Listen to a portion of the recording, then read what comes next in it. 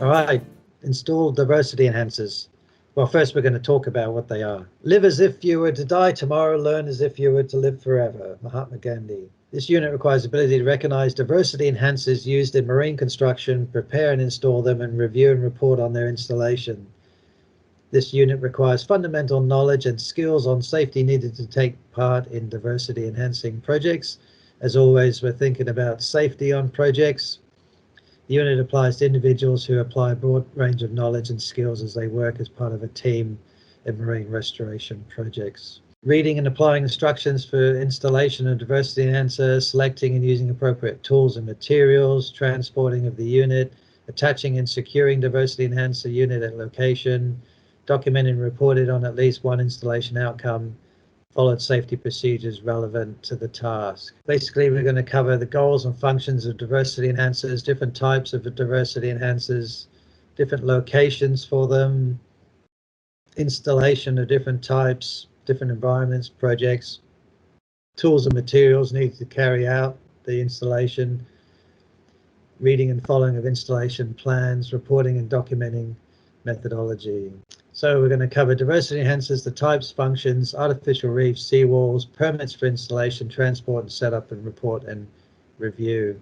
This unit requires the ability to recognize diversity enhancers used in marine construction, prepare and install them, and review and report on their installation. Specifically designed structures and devices that integrate with the construction to increase or improve the habitat for diversity. It's a unit that we make in some shape or form and some sort of material, durable material, that is added to an existing coastal infrastructure, but we're also going to talk about artificial reefs in general. In many ways, a diversity enhancer is a mini little artificial reef. So the technique of using biodiversity enhancers is also called ecological enhancement or ecological engineering. So eco-engineering, and this is the secret sauce.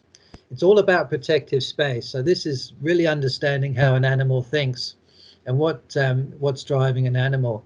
So protective space is, as it sounds, it's that space that is in some shape or form protective.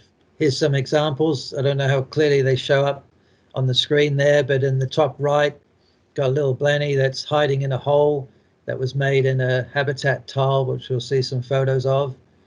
So there's an example of protective space in the actual unit. And then on the bottom left-hand side, you've got a hollow reef unit called a reef ball, and you've got the fish inside the hollow section of it. They're hiding in there because I'm poking my head around and I've swum up, so the fish will swim into the hollow void of the unit.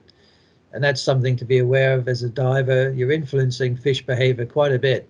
They're not, oftentimes they're not behaving normal when you're around. So normally they'd be out and about swimming around the reef. And at times when you're there or when the current's flowing is another time that they'll go and shelter themselves and get protection from currents. And then on the bottom right, you got two reef units, which again are two reef balls. Even though they're not balls. The original units were way back, but reef balls are actual domes, like an igloo with a hollow void in the middle, holes through the surface. And they're the most widely used artificial reef unit in the world, with over 2 million deployed.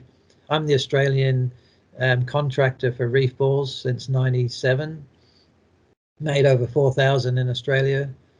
Very popular unit, very useful unit. So we need to think like a marine animal. The number one goal is to avoid being eaten. So marine life is thinking about how to avoid being eaten. At the microscopic level, a rough surface provides a protective space that helps coral larvae, oyster larvae, algae, etc. settle and avoid being eaten. There's a lot of critters such as sea urchins, limpets, they're snails. They're moving across the surface and they're grazing with their tongue. They've got a very rough tongue called a radula, and they're grazing the surface. So if you've got a little dip that the larvae can hide down into, the tongue will go over that little dip and not be able to get the larvae. So what the larvae is aiming to do is to get big enough until they can avoid being eaten. So they're looking for that microscopic roughness, if you want to think about it there in those terms. that roughness to settle out on and get some protection. And also they're getting protection from currents as well.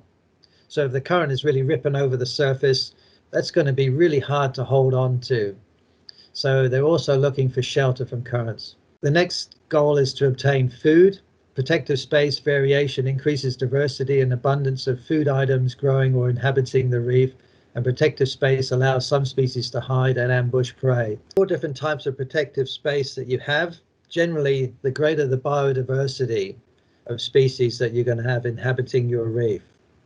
So a reef that's really complex, a lot of different types of structure, you're going to have a lot of different organisms inhabiting it. And then also for ambushing prey. So there's some animals that like to hide and ambush prey as they're coming by. So that's another use of a protective space. The third goal is to conserve energy because food can be unpredictable. So an animal is always looking to conserve energy because they don't really know when they're going to get the next meal. It's something that it's not like us where we can dictate when we eat and always eat when we want to eat and go and get food from a known source. So protective space provides rest from currents. If you're having to swim in a current, you're using up energy, and that's a valuable resource. So you'll find when the current's running on a reef, the fish will be sheltering in the lee of the reef, for example. Or if you've got like those hollow void units in a reef unit, sometimes the fish will actually go inside and rest from currents in there. And believe it or not, but some fish can get skin cancer. So in crystal clear waters out on the barrier reef, for example, protection from sunlight is important. So fish can actually get cancer. So they're looking for those overhangs. That's where the plate coral comes in real handy, getting underneath those during peak daylight hours to avoid sunlight. And then if we're thinking about the intertidal zone, so if we think about a seawall where we've got wetting and drying of the seawall as the tide goes in and out, things living on the seawall are looking to stop themselves from drying out.